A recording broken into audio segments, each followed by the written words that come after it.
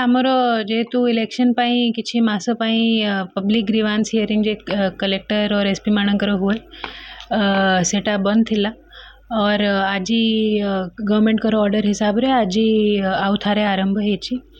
एटा सबू मंडे को आमे ब्लॉक वाइज करी के एबे शेड्यूल करिबा। आज प्रथम मंडे डिस्ट्रिक्ट हेडक्वार्टर रे हुए आमर कलेक्टरेट हेतिला।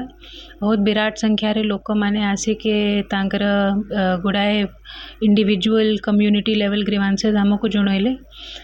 किछि grievances on the spot resolve करागला, किछि ग्रीवांसेस को आमे कंसर्न्ड लाइन डिपार्टमेंट को पठैछु। हमर अपेक्षा अछि कि लोक माने पब्लिक ग्रीवांस सेल जे आमर अछि ता माध्यम रे विराट संख्या रे आमे तांकर कौन कौन इश्यूज प्रॉब्लम अच्छी ताकू जानी पारिबो और ताकू रिजॉल्व करी। किछि किछि आमर प्राय समस्ते लाइन डिपार्टमेंट ऑफिसर्स प्रेजेंट थिले। 2-4 जणे जे माने ना थिले सेटा आमे भी जानी बाको पाइलु। से माननकु शो कॉज नोटिस कारण बता नोटिस इश्यू करा जायछि, तांकर अगेंस्ट इंक्वायरी करा जाय।